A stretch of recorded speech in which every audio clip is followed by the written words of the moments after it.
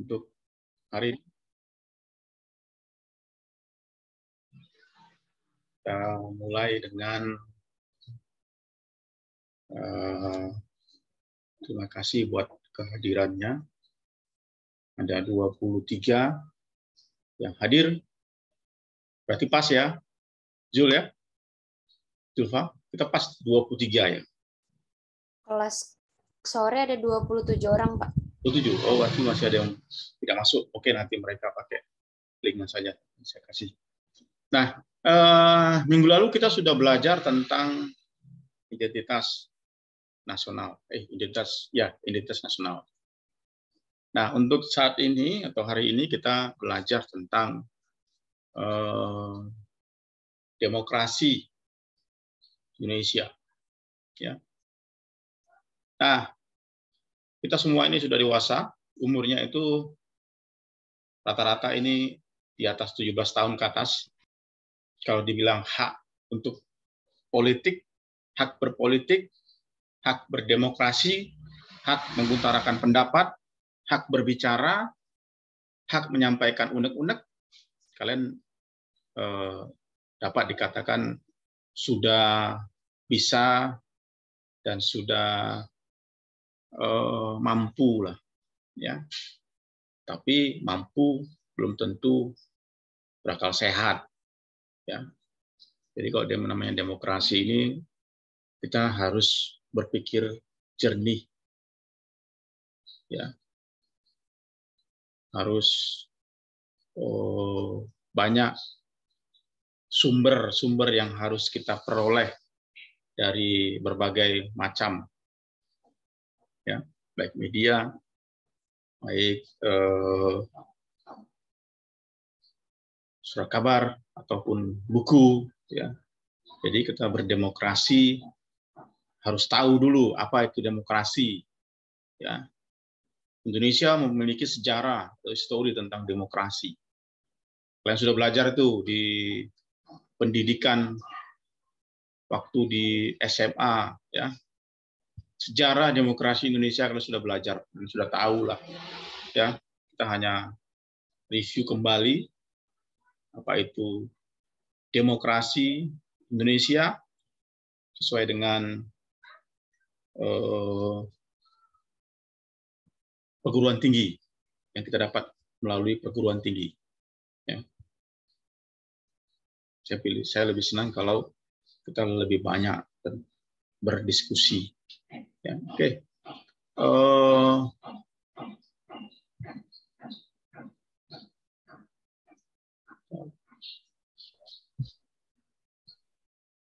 Demokrasi Indonesia. Jauh dia. Demokrasi ini berasal dari bahasa Yunani, yaitu demos. Ya. Yang bisa buka videonya, saya harap dibuka videonya. Ya.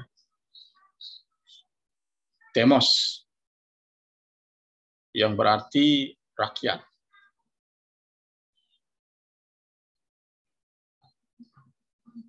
Dan kratos, yang berarti kekuasaan. Kalau digabung berarti demokrasi itu kekuasaan rakyat. Ya, atau dikenal dengan istilah kedaulatan rakyat. Ya. Rakyat yang berkuasa. Secara bahasa, demokrasi adalah kekuasaan yang berada di tangan rakyat atau pemerintahan rakyat. Ya. Maksud dari pemerintahan rakyat adalah pemegang kekuasaan tertinggi dipegang oleh rakyat. Ya. Wah, kalau dalam prakteknya ini Pak, kayaknya tidak sesuai. Kok kekuasaan tertinggi itu ada di tangan pemerintah, ya. Nah, kalau berbicara demokrasi berarti pemegang kekuasaan tertinggi itu dipegang oleh rakyat. Rakyatlah yang memilih suatu pemerintahan.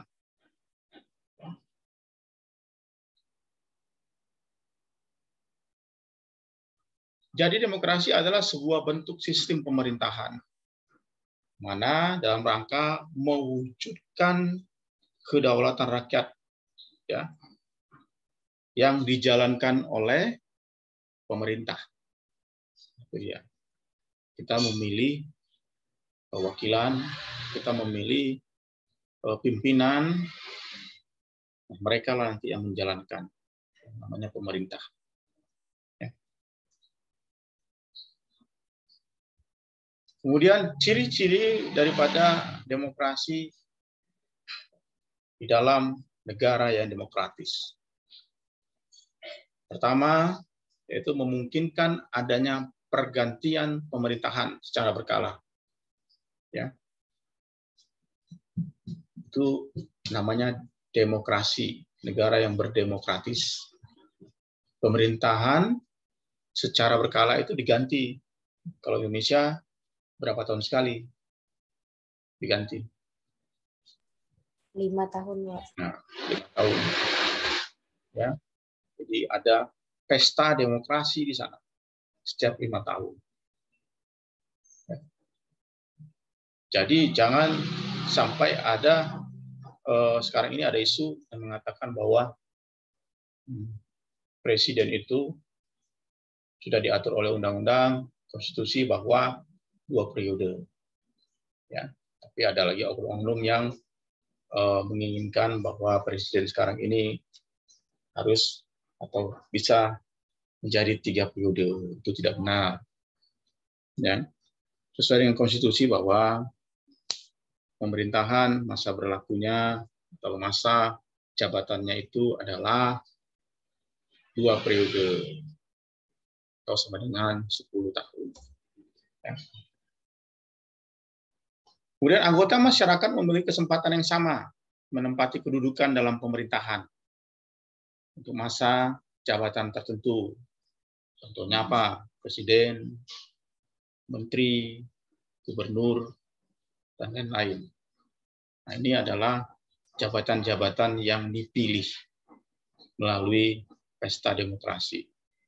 Kecuali pembantu-pembantu daripada presiden, itu menteri-menteri. Mereka dipilih, ya presidennya berganti, ya mereka berganti. Kalau mereka dipakai oleh pemerintah berikutnya, itu silakan, boleh. Tapi masa tetap 5 tahun. Ya. Jadi ya. Nah, kemudian adanya pengakuan dan anggota masyarakat terhadap kehadiran tokoh-tokoh yang sah, yang berjuang mendapatkan kedudukan dalam pemerintahan. Nah, tokoh-tokoh itu penting dalam negara, terutama dalam negara yang demokratis. Karena tokoh ini menentukan. Negatif, positifnya itu di Indonesia ini masyarakat masih melihat suatu karakter tokoh.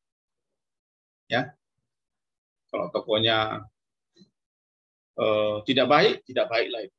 Jadilah tidak baik. Kalau tokohnya itu baik. Itu artinya apa? Bahwa Indonesia ini masih melihat satu ketokohan. Ya. Tokoh berpengaruh. Tokoh dapat menetralkan. Tokoh dapat mengacaukan juga. Dia dapat meredam, dapat juga menjadi provokator. Tokoh tanda kutip. Ya. Tapi yang namanya tokoh itu pasti akan menjadi panutan bagi masyarakat. Jadi memang seorang tokoh itu sangat dibutuhkan atau berpengaruh dalam suatu negara yang demokratis. Ya. Kemudian, agar kehendak masing-masing golongan dapat diketahui oleh pemerintahan atau anggota masyarakat lain, maka harus diakui adanya hak menyatakan pendapat, baik lisan, tertulis, baik dalam pertemuan, seminar, dalam dialog interaktif, ya, melalui media elektronik, ya, maupun media cetak, ya, surat kabar, media online, ya. Ini kita berhak untuk menyatakan pendapat dalam negara demokratis. Kemudian pengakuan terhadap anggota masyarakat yang tidak ikut serta dalam pemilihan umum. Satu negara yang demokratis, jika masyarakat tidak mau ikut dalam pemilihan umum atau dia termasuk dalam golput, golongan putih atau golongan yang tidak memilih sana, tidak memilih A, B, C, D itu, pemerintah mengakui atau negara yang demokratis mengakui itu, silakan, tidak ada paksaan. Tapi sayang, hak berpolitik kita atau hak ikut dalam pesta demokrasi itu tidak ada dengan kemauan kita sendiri. Ya, sementara pemerintah memberi kebebasan, silakan ikut atau tidak mau ikut, tidak ada paksaan. Itu negara demokratis. Ya. Kemudian ada beberapa prinsip demokrasi yang harus ada dalam sistem pemerintahan negara demokrasi. Menurut Robert Dahi, ini terkenal nih Robert Dahi ini dalam hal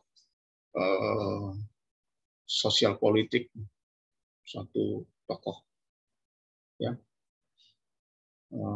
disadur oleh Franti dan kawan-kawan pada tahun 2008 itu mengatakan bahwa satu, adanya kontrol atau kendali atas keputusan pemerintah.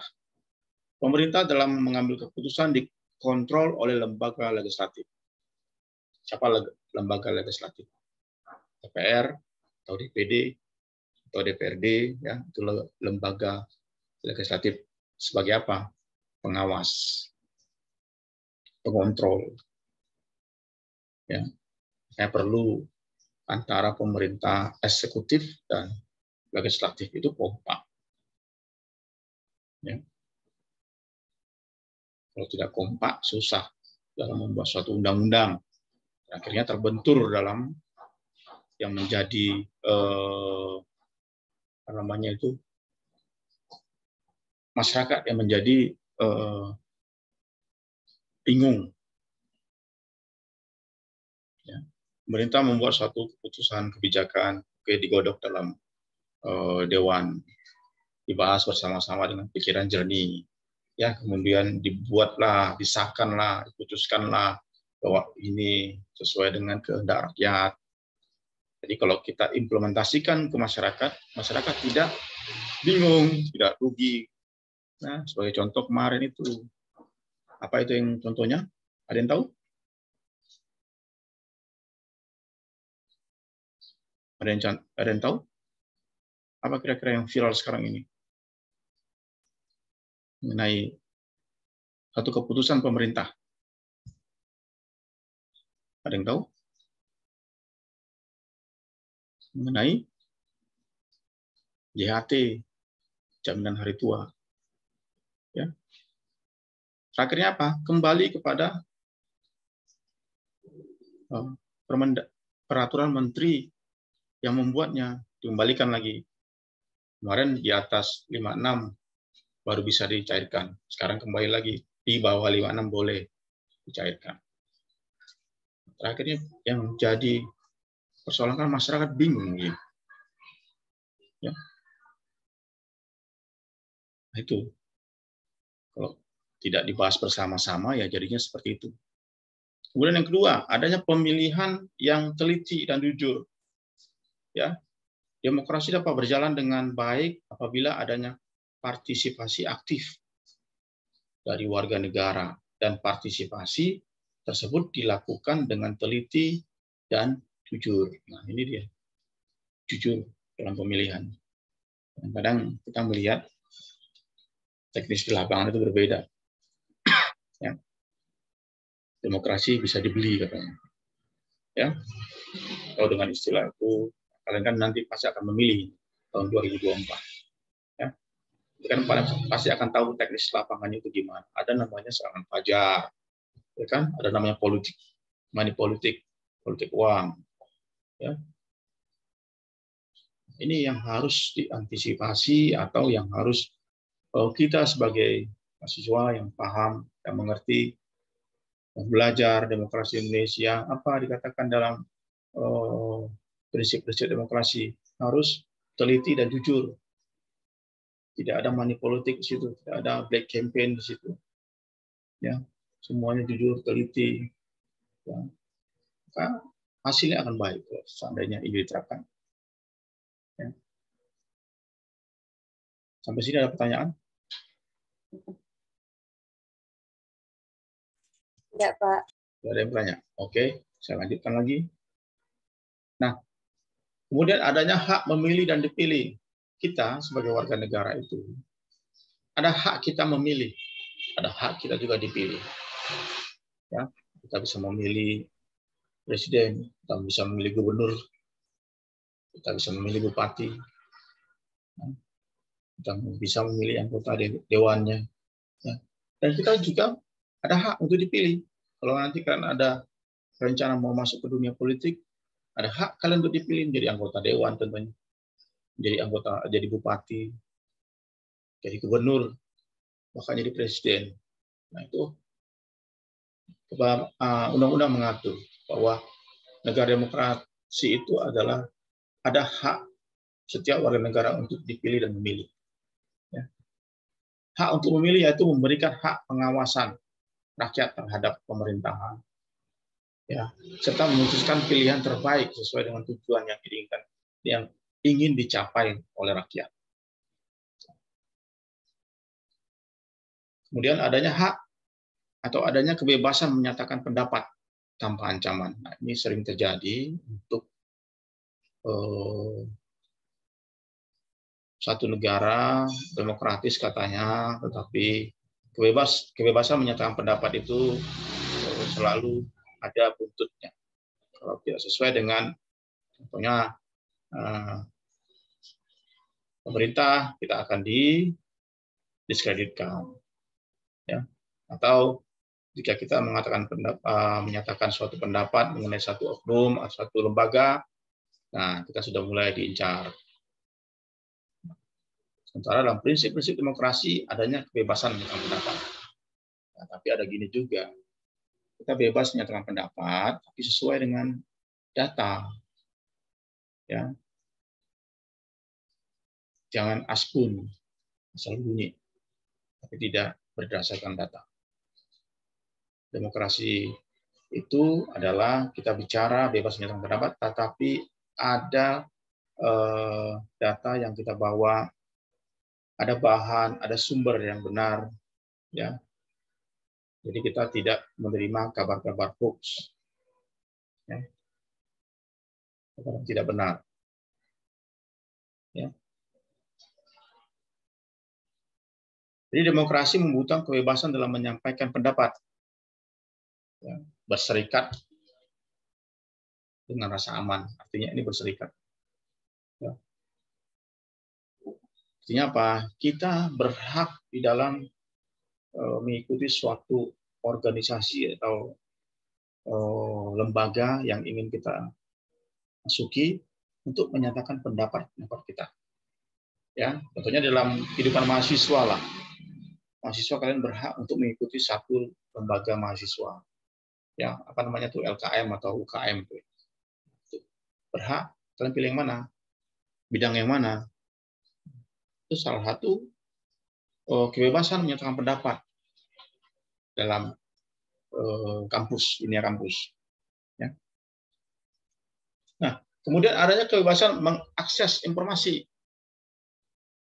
Ya. Dan kita termasuk negara yang bebas mengakses informasi melalui Google. Ya, tidak ada di blog-blog, tapi kita bebas mencari sesuatu, ya, apa yang kita butuhkan kita dapatkan. Ya. Tapi kalau ada juga yang namanya kerahasiaan negara, itu yang tidak bisa. Kita tidak bisa mengakses masuk. Ya, negara kita negara demokrasi, kita bisa masuk sana, tidak bisa. Itu ada kerahasiaan-kerahasiaan yang harus ditutup oleh negara, tidak boleh masuk sembarangan. Ya, dalam hal informasi. Kemudian ada kebebasan berserikat yang terbuka. Artinya apa? Kita bisa bergabung dalam suatu organisasi, ormas kah itu, ya, lembaga kepemudaan kah itu, organisasi kepemudaan kah itu, atau sosial sifatnya kah itu, ya, berhak ada kebebasan berserikat terbuka, ya. Jadi memperkuat melalui satu kelompok, ya, bergabung dengan teman-teman yang lain. Itu namanya berserikat. Atau kalian membentuk suatu serikat, lembaga atau organisasi ormas, bisa, itu hak kebebasan, ya. Nah, ciri-ciri kepribadian yang demokratis. Yang pertama itu menerima orang lain. Ya, kadang-kadang inilah susah, ya. Maunya menang sendiri, tidak menerima orang lain. Sementara dalam kepribadian demokrasi itu kita menerima pendapat orang lain. Ya, kita terima pendapat orang lain, tidak mengatakan pendapat kita ini benar. Karena kalau ciri-ciri kita berkepribadian demokrasi itu kita terima masukan-masukan. Yang kedua, terbuka terhadap pengalaman dan ide-ide baru. Nah, demokrasi itu terbuka. Baik ada pengalaman baru, ide-ide yang baru, terbuka. Kita dapatkan di situ. Ya. Kemudian, kepribadian yang demokrasi itu bertanggung jawab. Ya. Apa yang kalian sampaikan itu harus bertanggung jawab, harus bisa mempertanggungjawabkan. Ya. Contohnya kalian menyampaikan pendapat A, B, C, apa dasarnya, apa sumbernya, ya, apa datanya, itu namanya bertanggung jawab. Kemudian waspada terhadap kekuasaan. Kalian bisa dikatakan seorang yang idealis atau orang yang memiliki pandangan dalam menyampaikan pendapat, tetapi pada saat kalian disamperi oleh kekuasaan atau diiming-imingi sesuatu untuk kepentingan pribadi kalian, sudah berubah. Tidak lagi idealis. Ya, banyak seperti itu. Tapi namanya kita memiliki kepribadian yang demokratis, kita harus hati-hati, waspada terhadap kekuasaan itu. Ya, ada dua, kita bisa terbawa, atau kita bisa ditekan terus. Jadi kita bersifat waspada. Kalau kita mau bernegosiasi dengan kekuasaan, ya itu kita dibawa ke jalur mereka. Tapi kalau kita tetap pada pendirian kita akan ditekan. Makanya sifatnya itu, ciri-ciri kepribadiannya itu dia harus berwaspada terhadap kekuasaan. Kemudian yang kelima, toleransi. Ya.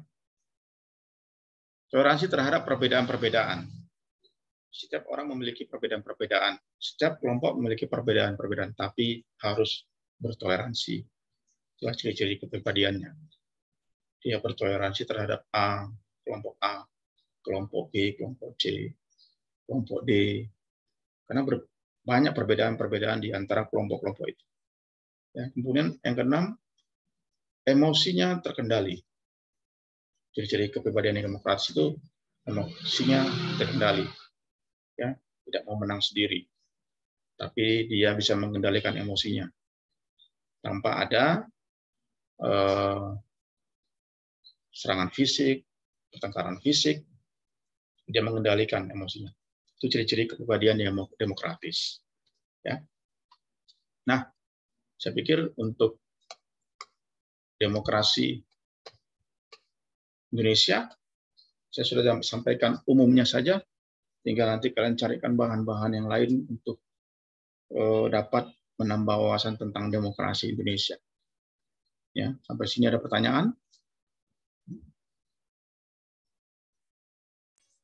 Tidak, Pak. Tidak ada? Kok tidak ada terus? Oke, kalau tidak ada, coba saya bertanya dulu ya. Siapa yang bisa bantu jawab, silakan jawab. Menurut pandangan kalian sebagai mahasiswa, bagaimana demokrasi yang ada di Indonesia ini? Apakah dapat dikatakan bahwa negara Indonesia ini adalah negara demokrasi atau belum bisa dikatakan negara demokrasi? Coba, saya bisa bantu jawab. Yang bisa jawab saya kasih nilai ya. Bahan.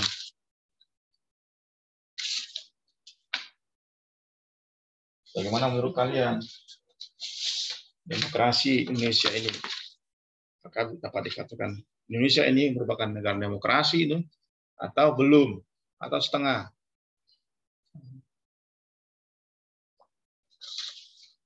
Ya. Dari aspek yang terjadi saja, ya, yang terjadi di Indonesia ini. Ya.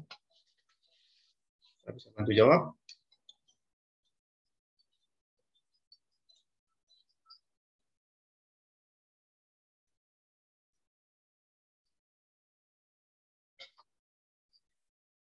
Nona Lisa bisa jawab?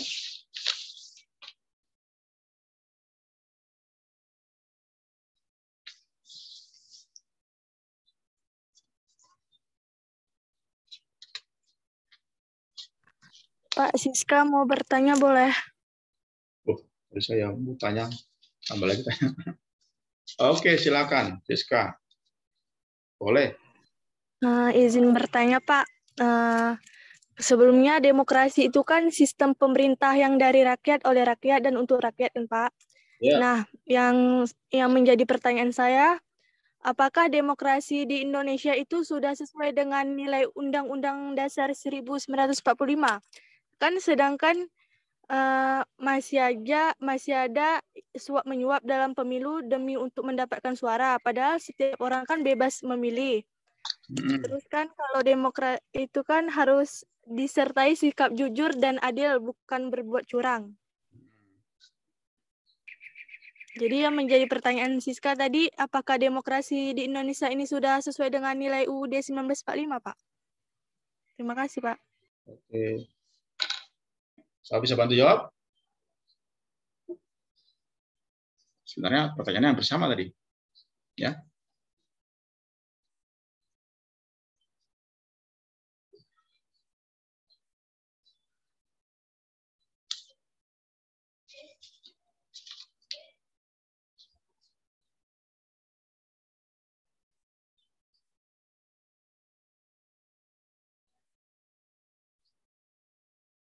Ya.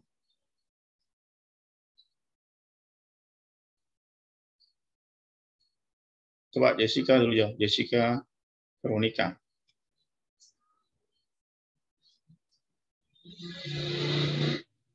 Ya.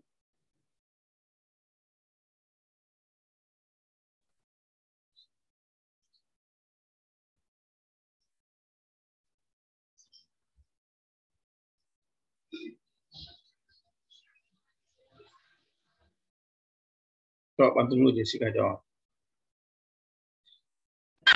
Gimana menurut Jessica tentang yang disampaikan oleh Siska?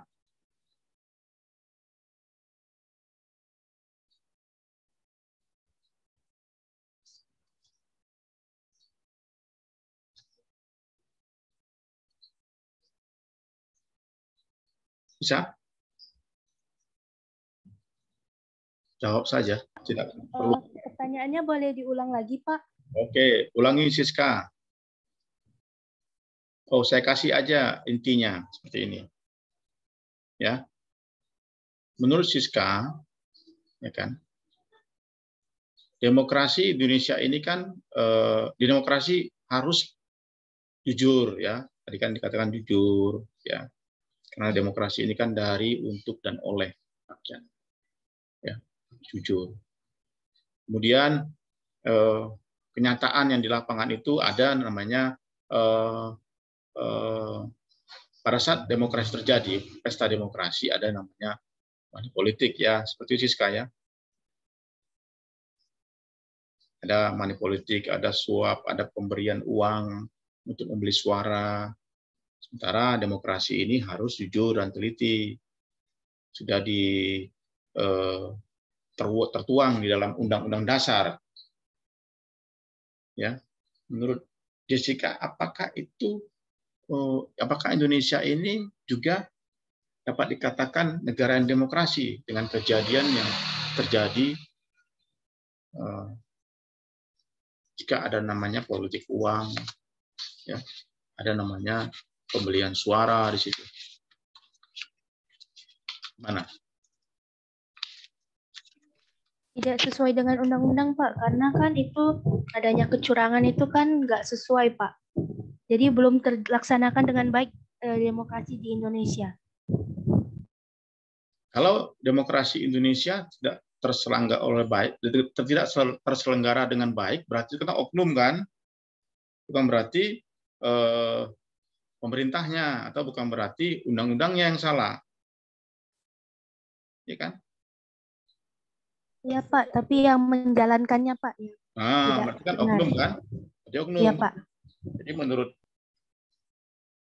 Jessica atau yang lainnya, apakah demokrasi di Indonesia ini sudah sesuai dengan undang-undang? Itulah intinya ya, Jessica ya. Mana Jessica nih? Dengar suaranya.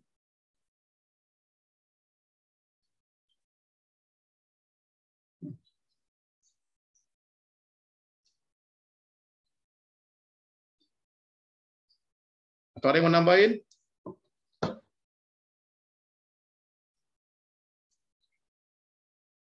Rafif dulu, Rafif. Senang gaya Rafif. Kayak kopiah dia. Anggota dewan di sini. Ya, Rafif.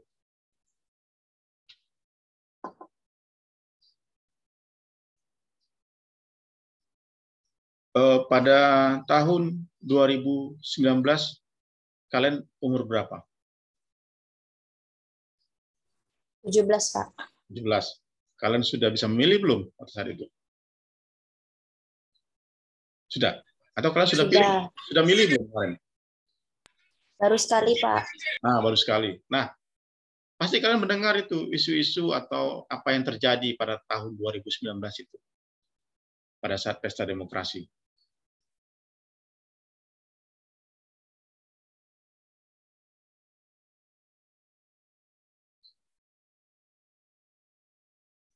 Apakah sudah sesuai dengan undang-undang?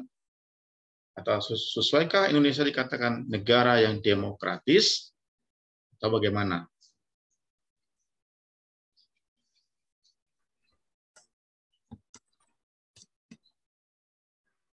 Pemilihan kita pemilihan langsung kan? Iya, Pak. Langsung. Berarti kan kita punya hak semua ini dalam memilih.